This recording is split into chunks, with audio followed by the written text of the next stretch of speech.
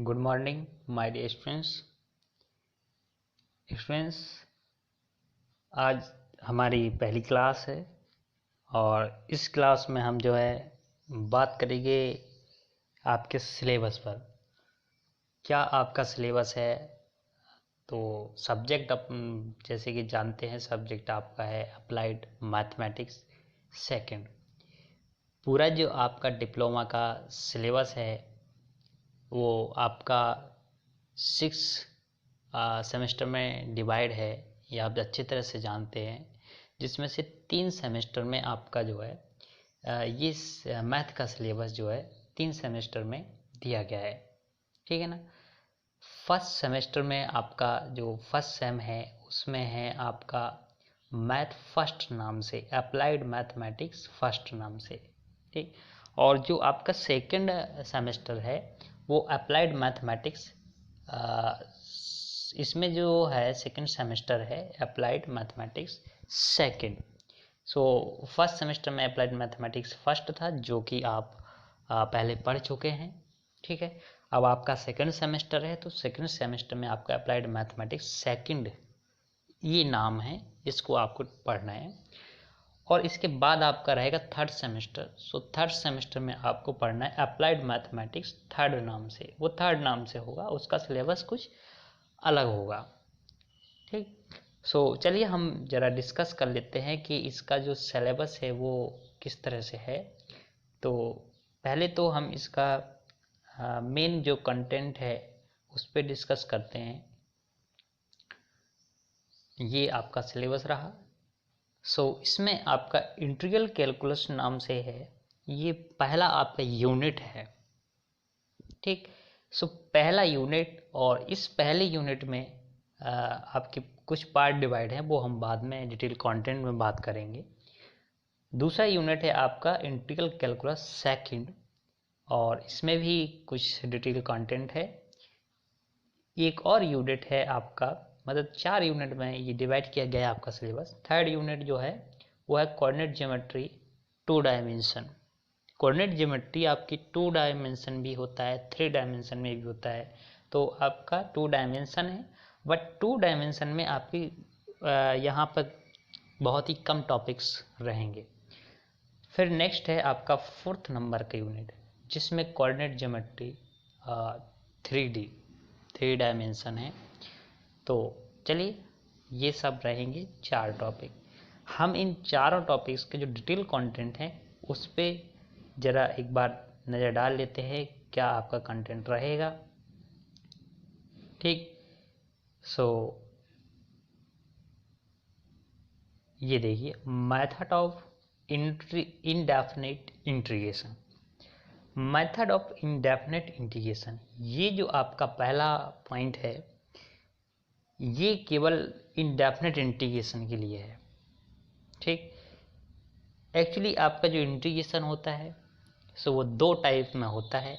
एक तो आपका इंडेफिनिट होता है, इंडेफिनिट इंटीग्रेशन, और एक होता है डेफिनिट इंटीग्रेशन। ठीक। ये इसी तरह से दोनों यूनिट इसमें डिवाइड की गई हैं, एक डेफिनिट इंटीग्रेशन, दूसरा इंडेफिनिट। ठीक है। सबसे पहले इंडेफिनिट इंटीग्रेशन रहता है। जब हम इंटीग्रेशन डिस्कस करेंगे तो वहाँ पर आपको बताएंगे डेफिनेट इंटीग्रल क्या होता है, इंडेफिनिट क्या होता है। ठीक है। कि इंटीग्रल का टाइप होता है। तो इसमें जो आपको डिटेल कंटेंट में पहले नंबर पे आता है method of indefinite integration. That means यहाँ पर आपको सिंपल इंटीग्रेशंस करना होते हैं। सिंपल इंटीग्रेशंस, ठीक है, वो आप यहाँ पर डिस्कस करेंगे। अच्छा, दूसरी चीज़, जब आप यहाँ इंटीग्रेशन पढ़ेंगे तो इंटीग्रेशन के लिए आपको जो आपने फर्स्ट सेमेस्टर में फर्स्ट सेम में आपने डिफ्रेंशिएशन अच्छे से डिस्कस किया होगा। ठीक है। अब जितना टाइम था मैंने उस हिसाब से आपको डिफ्रेंशिएशन बताया था। ठीक है। वैसे डिफ्रेंशिएशन एक बहुत मतलब छोटा टॉपिक मत उसको समझिए। डिफ्रेंशिएशन बहुत ही स्टडी मांगता है, बहुत अभ्यास मांगता है। उसी तरह का हमारा इंटीग्रेशन होता है। अब यदि इसमें एक बात इम्पॉर्टेंट ये है कि यदि आपने फर्स्ट सेमेस्टर में डिफ्रेंशिएशन को अच्छे से नहीं पढ़ा है तो एक बार मैं आपसे सबसे रिक्वेस्ट करूँगा कि वो पहले डिफ्रेंशिएशन के पार्ट या डिफ्रेंशिएशन के जो फॉर्मूले हैं उन सभी फॉर्मूलों को आप एक बार रिवाइज करिए। और रिवाइज करने के साथ साथ अगर हो सके तो जैसे एक आपका फॉर्मूला है तो उस फॉर्मूले से रिलेटेड कम से कम एक क्वेश्चंस आप लगा लीजिए।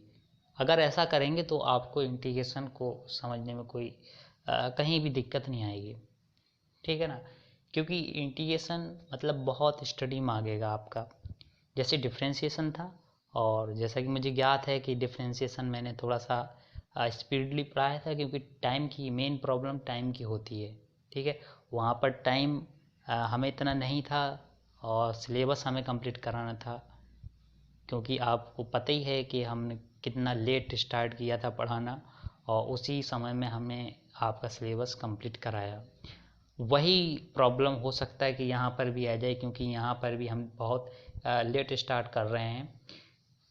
तो लेकिन फिर भी हम कोशिश करेंगे कि सिलेबस आपका कंप्लीट करा दें। लेकिन होता ये है कि जैसे अगर हम जल्दी सिलेबस कराने के चक्कर में आते हैं तो फिर आपकी जो छोटी छोटी चीज़ें होती हैं जैसे स्टडी में होता है वो हम नहीं कर पाते हैं, ठीक है ना।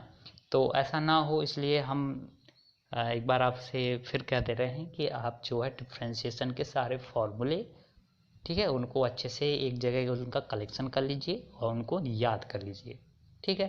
तभी आप इसको इंटीग्रेशन को पढ़ पाएंगे। तो इंटीग्रेशन चलिए हम देखते हैं। इंटीग्रेशन के आपके कुछ टाइप्स रहते हैं और ये चीज़ें आपने इंटर लेवल में भी डिस्कस की होगी। जिन लोगों ने इंटरमीडिएट जो है साइंस स्ट्रीम से मैथ से किया है उनको फ़िलहाल यहाँ कोई दिक्कत नहीं आने वाली, ठीक है।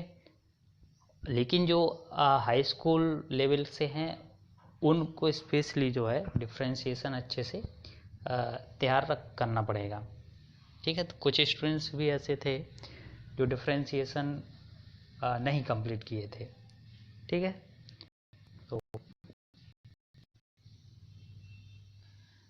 लेकिन जो हाई स्कूल लेवल के स्टूडेंट्स हैं जो हाई स्कूल अकेला पास करके आए हैं, उन्होंने इंटरमीडिएट में एडमिशन ही नहीं लिया है और डायरेक्ट डिप्लोमा में आए हैं, तो उन लोगों को थोड़ा सा इंटीग्रेशन में प्रॉब्लम हो सकती है।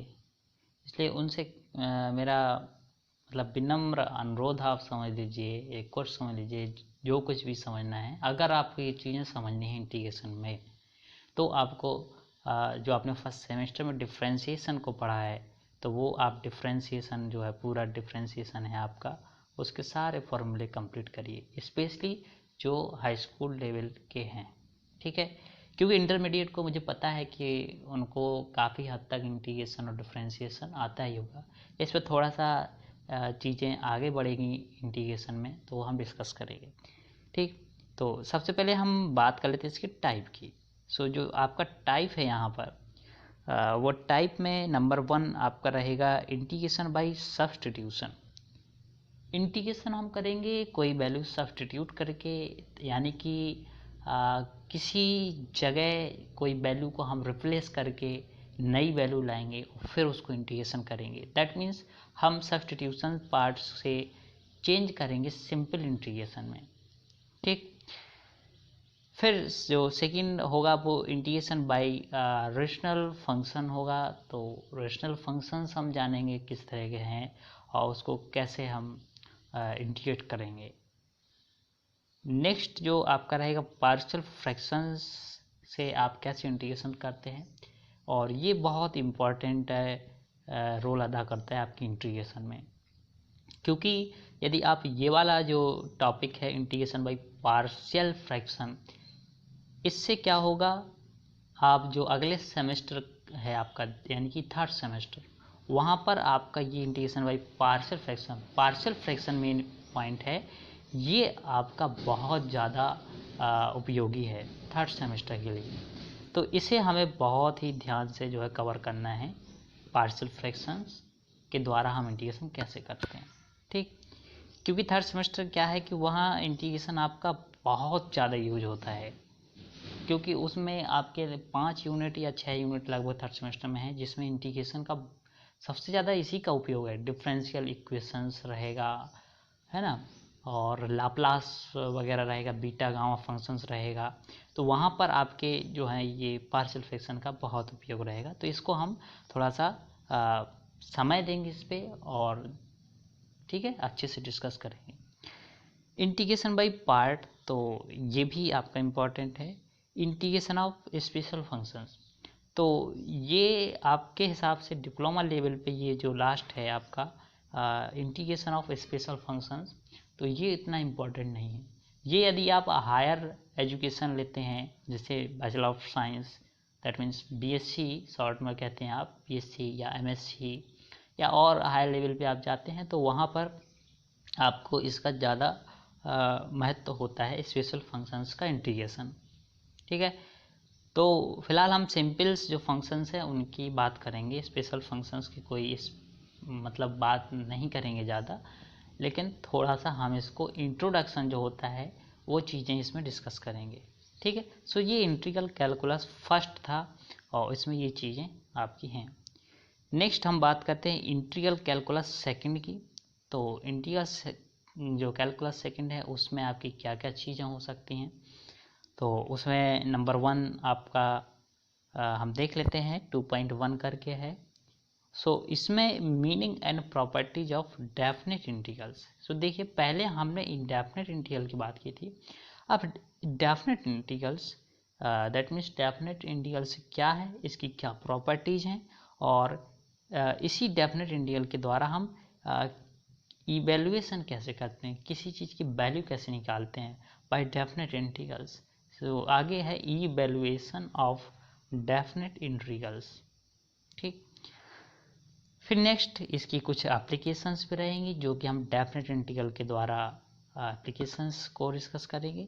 एप्लीकेशंस ये 2.2 में देखिएगा, लेंथ ऑफ सिंपल कर्व्स। सो कुछ कर्व्स वगैरह आपके पास रहेंगे, उसकी लेंथ कैसे फाइंड आउट करते हैं, ये कर्व की लेंथ निकालना है और किसी लाइन वगैरह की लेंथ नहीं निकाल। लाइन वगैरह की लेंथ हमें निकालनी होगी तो हम आगे यूनिट आपका है 2D ज्योमेट्री है, 3D ज्योमेट्री है, तो वहाँ पर हम डिस्टेंस ऑफ लाइन या स्ट्रेट लाइन वहाँ चीज़ें डिस्कस होंगी। बट यहाँ हमें लेंथ निकालनी पड़ेगी only a simple curve. That's clear. तो सिंपल कर्व का लेंथ कैसे निकालना है वो यहाँ आपको देखना है। Finding areas bounded by simple curves, finding areas bounded by simple curves, volume of solid of a revolution, center of mean of plane areas। so यहाँ आपको areas bounded by simple curves, कुछ कर्व्स होंगे और अब एक curve से अधिक curves हैं। कर्व्स मतलब वक्र टाइप का होता है, ठीक है, कुछ इस तरह से मैं आपको समझा देता हूँ। जैसे एक ये कर्व हो गया, दूसरा ये कर्व हो गया, तो इसके द्वारा ये जो एरिया बाउंडेड हुआ है, ये एरिया बाउंडेड हुआ है, इसका एरिया कितना है वो आप फाइंड आउट करेंगे। कैसे फाइंड आउट करेंगे? डेफिनेट इंटीग्रल के द्वारा। ठीक, और इसी तरह से आप वॉल्यूम पे डिस्कस करेंगे कि इस एरिए को यदि हम रोटेट कर दें, दैट मीन्स किसी भी डायरेक्शन में इसको रोटेट करते हैं, सो इसका क्या वॉल्यूम जनरेट होता है, उस वॉल्यूम की वैल्यू क्या है, वो भी हम डेफिनेट इंटीग्रल के अकॉर्डिंग सॉल्व करेंगे। That's clear. सो नेक्स्ट आगे हम जब बढ़ते हैं तो आगे इसके एप्लीकेशंस के बाद इसमें एक और एप्लीकेशंस है जो कि ये जो इंटर लेवल के हैं वो ने उन लोगों ने ये नहीं पढ़ा होगा। हाई स्कूल तो छोड़िए आप, हाई स्कूल वालों को तो ये मतलब बहुत नई चीज़ है, लेकिन है बहुत सिंपल चीज़ ये। ठीक है, चाहे वो इंटर लेवल के हों या हाई स्कूल लेवल को हों, बहुत सिंपल चीज़ है ये। ठीक है, कैलकुलेटिव है, इसमें कोई कठिनाई नहीं है, तो ये आप आसानी से पढ़ लेंगे और इससे जो है क्वेश्चंस हमेशा एग्जाम में कंपलसरी है, बिल्कुल बनता ही बनता है। तो चलिए डिस्कस कर लेते हैं इसमें हम। सबसे पहले Simpson's 1/3, Simpson's 1/3 rules, Simpson's 3/8 rules and trapezoidals rules. 3 rules आपको गिवन है यहाँ। तीनों रूल्स की जो एप्लीकेशंस हैं वो एप्लीकेशंस हम डिस्कस करेंगे। पर जो एप्लीकेशंस रहेंगी वो ओनली सिंपल केसेस में इसकी एप्लीकेशंस रहेंगी। जैसा कि आप देख रहे हैं, ठीक है। Simpson's 1/3, Simpson's 3/8। सिम्पसन्स एक्चुअली एक साइंटिस्ट हैं और उन साइंटिस्ट ने एक ऐसा मतलब रूल लिया है जिसमें हम एक अप्रॉक्सीमेट वैल्यू किसी चीज़ की, वॉल्यूम हो, एरिया हो, उस तरह की वैल्यू हम एक अप्रॉक्सीमेट वैल्यू फाइंड आउट करते हैं, वो इन रूल के द्वारा करते हैं। सिम्पसन्स का 1/3 रूल, सिम्पसन्स का 3/8 रूल्स एंड ट्रेपीजॉइडल रूल्स। और भी रूल्स आगे इसमें हैं, जैसे आपका रेगुलर फॉल्सी मेथड। कुछ मेथड के अकॉर्डिंग भी हम जो एरिया की अप्रोक्सीमेशन वैल्यू होती हैं वो निकालते हैं, ठीक। Their applications in simple cases, numerical solution of algebraic equations. Numerical solutions हम करते हैं अलजेब्रिक इक्वेशंस की, तो ये इम्पोर्टेंट है। और कैसे करते हैं, किन किन मेथड से करते हैं, तो वो भी आप देख लीजिएगा। Bisection method number 1 method है, वाई सेक्शन मेथड। नेक्स्ट है regular falsi method. Regular falsi method ये भी आपका वैज्ञानिक के नाम से हैं ये सभी। न्यूटन रेमसन्स मेथड, ठीक है। ये दो वैज्ञानिक इस तरह से होते हैं, जो डैश करके लगा है, आप समझ जाइए दो वैज्ञानिक हैं। न्यूटन रेमसन्स मेथड, ठीक। इस मेथड के अकॉर्डिंग हम जो है कुछ न्यूमेरिकल इक्वेशंस है, अलजेब्रिक इक्वेशंस है, उनको सॉल्व करेंगे। Numerical solutions of simultaneous equation. कुछ साइमल्टेनियस इक्वेशंस भी आपके पास रहेंगे, ठीक। तो उन साइमल्टेनियस इक्वेशंस को आपको सॉल्व करना है। गॉस एलिमिनेशन मेथड, ये गॉस एलिमिनेशन मेथड है। अच्छा, ये जो सारे मेथड हैं ये आपने इंटर लेवल पे कभी डिस्कस किए ही नहीं होंगे।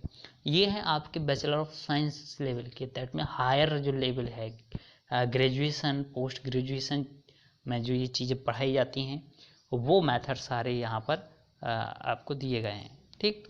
सो ये मेथड का इसलिए आपका इनका प्रूफ नहीं आपको पढ़ना है, केवल इनको हमें अप्लाई करना है, इनका कोई प्रूफ नहीं पढ़ेंगे।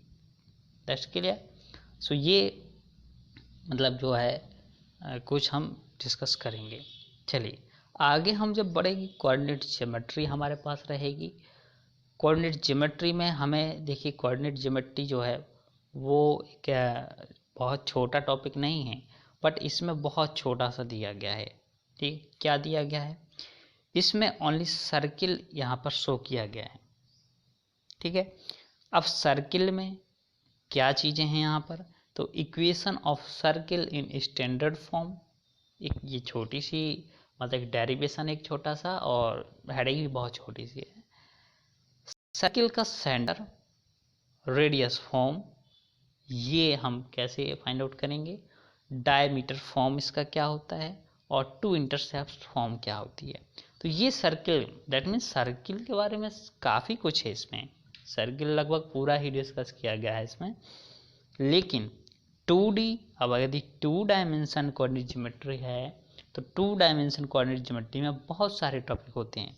सर्किल के अलावा हमारे पास क्या होता है, देखिए आपने इंटर लेवल में पढ़ा होगा।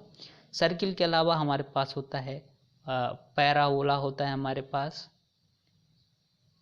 ठीक। पैराबोला के इलिप्स हमारे पास होता है, इलिप्स हमारे पास हाइपरबोला होता है।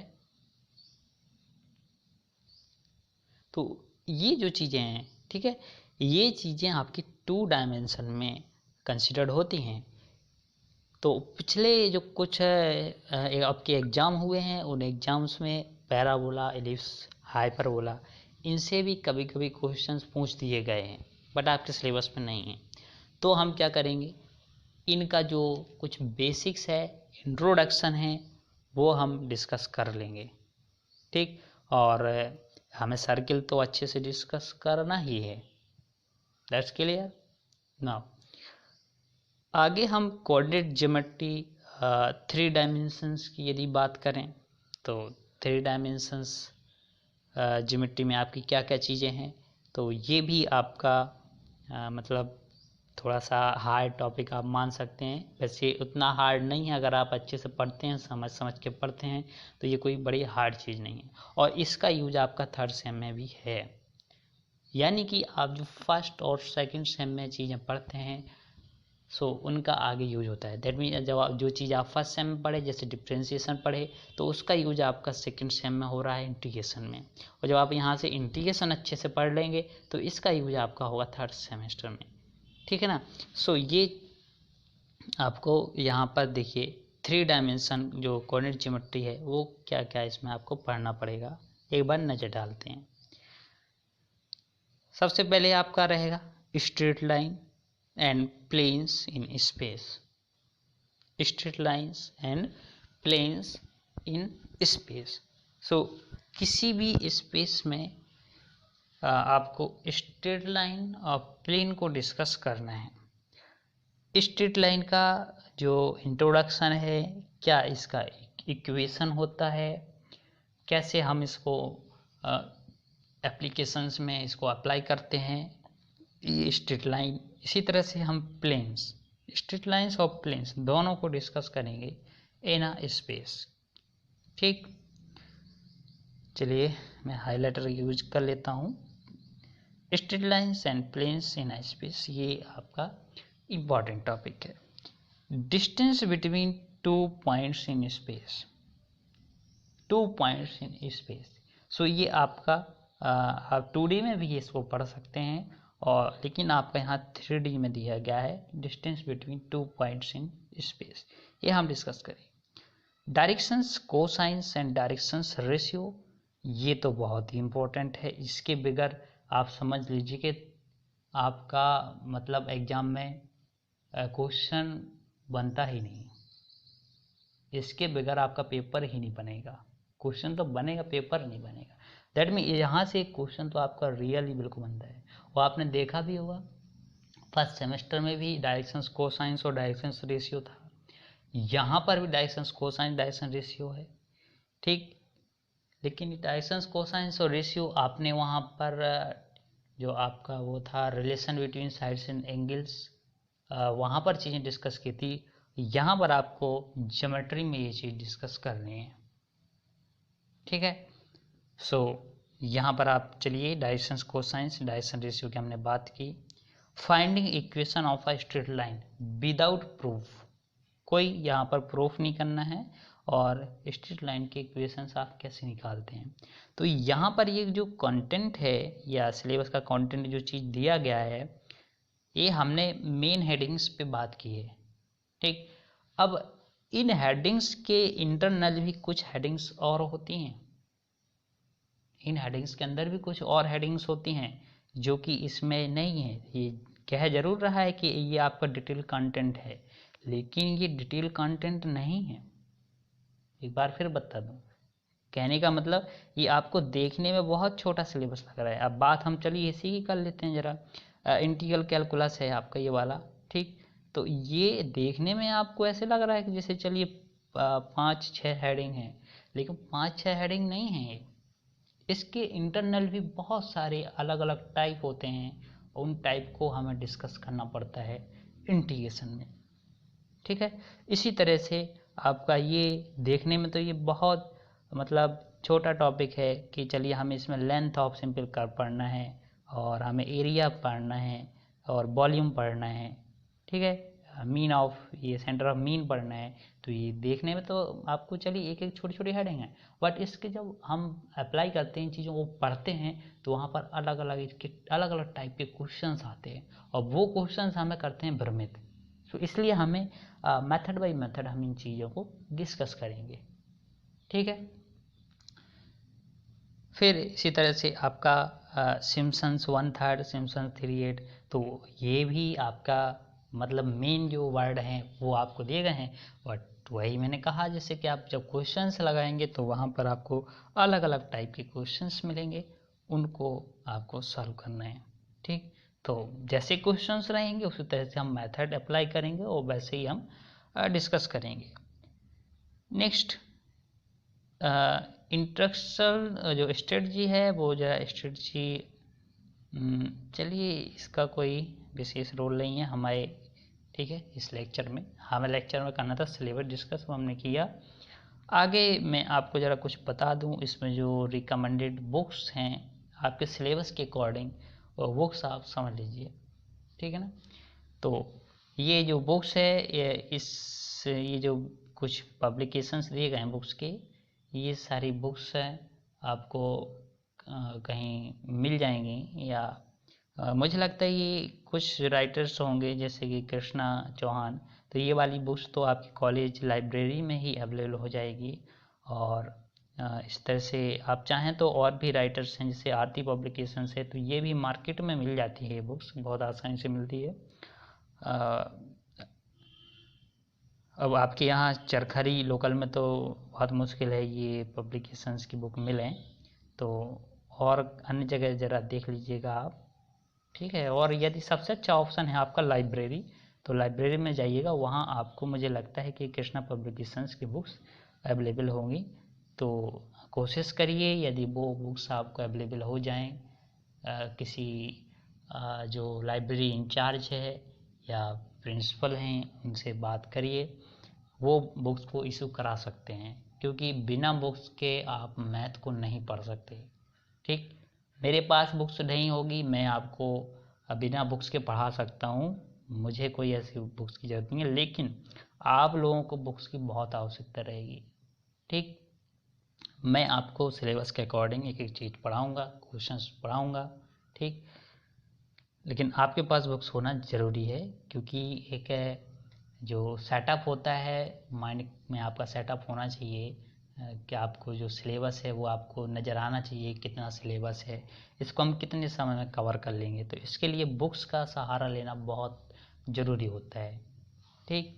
सो बुक्स आप किसी तरह से इसका अरेंजमेंट करिए। बुक्स में आपको बता देता हूँ कौन कौन से बुक्स इसमें रिकमेंड की गई है। ये बीटी के अकॉर्डिंग, जो आपका बोर्ड है, बोर्ड ऑफ टेक्निकल एजुकेशन, उसके अकॉर्डिंग बुक्स रिकमेंड की गई हैं। तो बुक्स देख लेते हैं हम। Elementary engineering mathematics by BS Agarwal, Khanna publishers, new Delhi. तो ये बुक मैंने देखी है, तो इतना इफेक्टिव फिलहाल नहीं है बुक्स, ठीक है, आप लोगों के हिसाब से, क्योंकि लैंग्वेज का थोड़ा सा प्रॉब्लम होती है। आ, हमारा क्या उद्देश्य रहता है, लैंग्वेज थोड़ा सा सिंपल हो जो कि आपको समझ में आए, क्योंकि बुक्स, ये सारी बुक्स जो है इंग्लिश लैंग्वेज में आती हैं, कुछ हिंदी लैंग्वेज में भी बुक्स आ जाती है, जैसे JP चौहान की हिंदी में मिल जाती है, आरती पब्लिकेशंस जो है वो भी हिंदी में बुक्स मिल जाती है, और कुछ बुक्स होती हैं जो कि हमें इंग्लिश में ही मिलती हैं। तो आपके अनुसार आप इंग्लिश में लीजिए बुक्स या हिंदी में लीजिए, वो आपका सेल्फ जो है चॉइस होगा। मैं आपको ऐसा कोई प्रेशर नहीं करूँगा, ठीक है, लेकिन बाद में मैं आपको बता दूंगा कौन सी बुक्स आपको लेना ज़रूरी है। सेकंड जो है इंजीनियरिंग मैथमेटिक्स, इसमें वो first and second by SS Shastri, Prentice Hall of India private limited. So ये इंजीनियरिंग मैथमेटिक्स है, और ये जो मैथमेटिक्स हैं एलिमेंट्री इंजीनियरिंग मैथमेटिक्स, ये डिप्लोमा लेवल की है, बट इंजीनियरिंग मैथमेटिक्स ये जो है थोड़ा सा हाई लेवल के, जैसे बीटेक वगैरह में आप जाते हैं, ठीक है। तो ये भी ठीक है बुक्स, लेकिन ये मैं तो आपको बिल्कुल रिकमेंड नहीं करूँगा सेकंड नंबर की बुक्स, और फर्स्ट नंबर की ये भी आप रिकमेंड नहीं करूँगा। थर्ड नंबर की बुक्स मैं आपको रिकमेंड करूँगा अप्लाइड मैथमेटिक्स सेकेंड, जो कि आपको मतलब लाइब्रेरी में भी मिल जाएगी बुक्स, तो ये बुक्स आपके लिए ज़्यादा बेटर रहेगी। इसकी लैंग्वेज बहुत साधारण है, और इस बुक्स को आपने फर्स्ट सेमेस्टर में भी शायद पढ़ा होगा, ठीक है। तो इसी बुक्स को मेरे हिसाब से आप कृष्णा पब्लिकेशन की बुक लीजिए, जो आपकी स्टडी में बहुत हेल्पफुल रहेगी। नेक्स्ट फोर्थ नंबर की, अब जैसे कोई कृष्णा पब्लिकेशन की बुक यदि नहीं अवेलेबल हो रही है, नहीं मिल पा रही है, तो यदि उन्हें ये फर्स्ट बी नाम से आती है, अप्लाइड मैथमेटिक्स फर्स्ट बी, ठीक है, फर्स्ट सेमेस्टर में फर्स्ट ए नाम होता है, इसमें फर्स्ट बी होता है। ये कैलाश सिन्हा वरुण कुमार, कैलाश सिन्हा स्पेशली नाम होता है, वरुण कुमार हो सकता है उसमें हो या ना हो, लेकिन कैलाश सिन्हा जरूरी ये नाम होगा, ठीक है। ये ऑथर आपका रहेगा। आरती पब्लिकेशंस और मेरठ की ये भी है, ठीक है, मेरठ की ये बुक्स भी थी, कृष्णा पब्लिकेशन भी, तो ये भी मेरठ पब्लिकेशंस से भी है, आरती पब्लिकेशंस। और ये आरती और ये जो आपका कृष्णा है, ये दोनों पब्लिकेशंस लगभग एक जैसे ही है, थोड़ा सा प्रॉब्लम क्या होती है इन दोनों बुक्स में कंपेयर करके मैं आपको बता दूं। कृष्णा की जो बुक्स है इसमें आपको जो त्रुटि हैं, गलतियां हैं, वो ना के बराबर मिलेगी। मतलब बहुत ही कम कहीं कहीं पे आपको इसकी गलतियां से मिले या कहीं मिस प्रिंट मिले। लेकिन आरती पब्लिकेशंस जो है ये मैंने बुक्स अच्छे से डिस्कस की है ना। मैंने जबकि पब्लिकेशंस वाले जो आते हैं मेरे पास और उनको मैंने एक दो बार मेंशन भी ये चीज़ें कराई हैं, लेकिन उन्होंने कभी इन पे ध्यान नहीं दिया है। तो इस बुक्स में कुछ त्रुटि ज़्यादा रहती हैं, ठीक है। तो इसलिए मैं इसको रिकमेंड कम करता हूँ, ठीक है। लेकिन बुक्स ये भी ठीक है, इसमें भी टॉपिक वाइज चीज़ें दी हुई, तो बस मिस प्रिंट की मेन प्रॉब्लम है। इसकी भी लैंग्वेज बहुत बढ़िया है ना। तो ये आरती पब्लिकेशंस अगर आप मिस प्रिंट अगर समझ पाते हैं, बहुत जल्दी कैप्चर कर पाते हैं चीज़ों को, तो आपके लिए ये बुक्स भी ठीक है।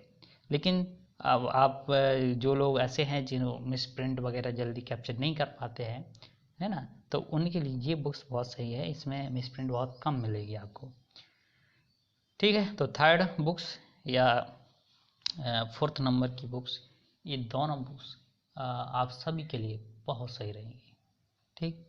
चलिए अब नेक्स्ट जो है इसमें 8 नंबर, सॉरी नहीं है, 5th नंबर यहाँ पर होना चाहिए।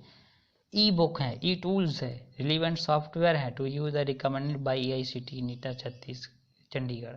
तो AICTE चंडीगढ़ जो है उसने भी कुछ ई बुक्स अवेलेबल कराई हैं, तो आप चाहें तो ई बुक्स को भी खरीद सकते हैं, या कुछ ऐसे रिलीवेंट सॉफ्टवेयर भी होते हैं, ठीक है, जो कि AICTE रिकमेंड करता है, तो वो यूज भी करता है, तो आप इसको भी खरीद सकते हैं, ठीक है। तो अब लास्ट में निष्कर्ष यही निकलता है कि ये सब बुक्स खरीदने से अच्छा है कि आप लोग पहुंचिए अपनी लाइब्रेरी, ठीक है, और लाइब्रेरी से बुक्स अवेलेबल कराइए, इशू कराइए अपने नाम पे, और स्टडी करना कर दिए चालू, ठीक। क्योंकि आपके पास समय है बहुत कम।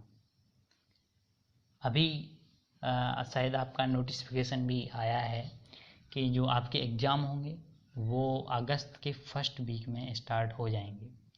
तो अब हमारे ऊपर दबाव यही है कि हमें जो है जल्द से जल्द सिलेबस को कंप्लीट करना है और चीज़ें अच्छे से भी डिस्कस करना है, ठीक है। तो चलिए हम आगे डिस्कस करेंगे चीज़ों को, और ज़रा डिस्ट्रीब्यूशन मार्क्स वगैरह का और हम देख लेते हैं। ये जो 4 यूनिट है आपके, 4 टॉपिक है, वहाँ से कितना कितना मार्क्स जो है कवर किया जाता है, कितने मार्क्स के क्वेश्चंस आपके वहाँ पर बनते हैं, ठीक। सो परसेंटेज मार्क्स दिए गए हैं। नंबर 1 आपका टॉपिक है, यहाँ पर जो है 28 मार्क्स, मतलब 28% मार्क्स जो है फर्स्ट यूनिट से कवर किया जाता है। That means integral calculus first जो आपका है। सेकंड जो टॉपिक है वहाँ से भी 28% कवर किया जाता है, ठीक है। इस तरह से थर्ड जो यूनिट है वहाँ पर आपका 24% कवर किया जाता है, यानी कि मोस्ट इम्पॉर्टेंट यही है, ठीक। जबकि बहुत सिंपल है, इसमें महज सर्किल है ना, और सर्किल से अब देखिए 24% आता है 2D ज्योमेट्री से। अब आप समझ जाइए 100 में से 24, और जबकि टॉपिक क्या है, एक सर्किल बस यहाँ शो किया गया है। देखिए मैं आपको बता दूं, यहाँ पर जो 2D आपकी है, देखिए सर्किल बस शो किया गया है और यहाँ से 24% कवर किया गया है। सो आप समझिए आप कितना ये इम्पोर्टेंट है 2D। तो इसमें हमें क्या करना है कि केवल सर्किल नहीं पढ़ना है, यहाँ पर हमें इलिप्स, पैराबोला और हाइपरबोला, ये चारों टॉपिक, सर्किल, हाइपरबोला, ठीक है, इलिप्स, चारों टॉपिक कवर करना है, तभी 24% हम इसको मानेंगे। क्लियर है ना, क्योंकि सर्किल से उतने क्वेश्चन नहीं बन पाते हैं। सर्किल से स्पेशली, सर्किल में होती ही कितनी गिनी चुनी हेडिंग होती हैं, 3 या 4 हेडिंग। इक्वेशन ऑफ सर्किल हो गए, सेंटर, रेडियस कैसे फाइंड आउट करते हैं, और डायमीटर फॉर्म है, बस इंटरसेप्ट फॉर्म है, 3-4 हेडिंग है। वहाँ से आपका मुश्किल से 2 क्वेश्चन बन पाएंगे, तो 24% का क्वेश्चन नहीं बन पाएगा। इसलिए हमें 2D में और भी हेडिंग्स कवर करेंगे, ठीक है। इसमें मेंशन नहीं है, बट 2 डायमेंशन ज्योमेट्री है और डिटेल कंटेंट में चीज़ें नहीं डिस्कस हैं, फिर भी हम इनको डिस्कस करेंगे, क्लियर। तो आगे हम 4th यूनिट से देखते हैं कितना परसेंटेज इसमें है। तो 20% आपका 4th यूनिट से है, 20%। ठीक है, तो इम्पोर्टेंट क्या है आपका, जो शुरुआत के आपके 3 यूनिट हैं, फर्स्ट, सेकंड और थर्ड यूनिट, तो तीनों यूनिट हमें अच्छे से कवर करने हैं। ठीक है ना, क्योंकि ये जो है यूनिट वो आपके मेन यूनिट हैं। इन्हीं यूनिट से, जैसे इंटीग्रल है, इंटीग्रेशन ये है, इंटीग्रेशन दूसरा है, तो ये दोनों जो इंटीग्रेशन की यूनिट हैं इनका रोल थर्ड सेमेस्टर में बहुत ज़्यादा है ना। तो इनको हमें जो है अच्छे से डिस्कस करना ही है। आगे हम बढ़ें तो आगे जब देखें तो यहाँ पर आ जाएंगे कुछ और, बस ये लास्ट था मुझे लगता है। फिर आगे आपके और भी सब्जेक्ट हैं, उन सब्जेक्ट का सिलेबस है। तो अदर सब्जेक्ट तो मेरे उसमें नहीं, मेरे अंडर में है नहीं। मेरा सब्जेक्ट था केवल अप्लाइड मैथमेटिक्स, तो उसको मैंने आपको आपके सामने डिस्कस किया। तो ये केवल सिलेबस कंटेंट था। ठीक है, अब ज़रा कुछ चीज़ें हैं जिनको मैं बात कर लेता हूँ आपसे। पढ़ाने की बात कर लेते हैं। मैं आपको जो है, और कोई माध्यम मेरे पास है नहीं फ़िलहाल पढ़ाने का। मैं आपको जो है आप सभी को बता दे रहा हूँ कि मैं YouTube पे लाइव नहीं आ पाऊँगा। ठीक, क्योंकि मेरे पास सेटअप उतना अच्छा नहीं है। सेटअप तो है लेकिन मेन प्रॉब्लम मेरे पास है, कुछ कैमरा की प्रॉब्लम है। ठीक है, उसका जो मतलब रेयर कैमरा है वो वाइट बोर्ड पे फोकस नहीं होता है। दैट मीन्स आप जब लाइव जाते हैं तो आपका जो कैमरा मेन प्रॉब्लम है वो आपका फ्रंट कैमरा खुल जाएगा, जो कि मैं आपको बोर्ड पे जो चीज़ें लिखूँगा तो वो आपको मतलब उनका जो प्रतिबिंब बनेगा वो उल्टा प्रतिबिंब रहेगा, आपको उल्टी चीज़ें देखेंगे हर चीज़। ठीक है ना, तो कैमरा मेन चीज़ प्रॉब्लम है सेटअप का, इसलिए मैं आपको डायरेक्ट ऑनलाइन नहीं पढ़ा सकता। ठीक है, सो मैं क्या करूँगा, आपके जो लेक्चर्स हैं वो रिकॉर्ड करूँगा। पहले लेक्चर्स रिकॉर्ड करूँगा। ठीक, रिकॉर्ड करने के बाद उन लेक्चर्स को मैं आपके जो टाइम टेबल है आपका कॉलेज का, उस टाइम टेबल के अकॉर्डिंग अपलोड कर दूंगा। तो उसी टाइम टेबल पे आपको लेक्चर मिलेगा, उस टाइम टेबल पे आप अपना लेक्चर को देखिए, और जो भी आपकी क्वेरी उसमें हो, कोई क्वेश्चंस हो या कोई चीज़ आपको समझ में नहीं आ रही हो, आप उसमें कमेंट करिए। ठीक है, वो कमेंट मैं ज़रूर देखूँगा, या जब मैं अगली वीडियो मतलब अपलोड करूँगा या बीच में ही कहीं मैं अगर वो आपका कमेंट देखता हूँ तो उसका सॉल्यूशन मैं आपको जल्द से जल्द प्रोवाइड कराऊँगा।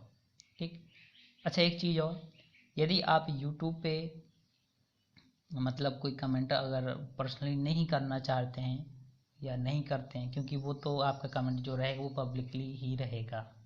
ठीक है, या पब्लिकली नहीं तो मैं उसको आपको पर्सनल मतलब उसमें डाल दूंगा, तो आपका कोई कमेंट देख भी नहीं सकेगा। ऐसा अगर करना है तो कर सकते हैं, ऐसी कोई प्रॉब्लम नहीं है।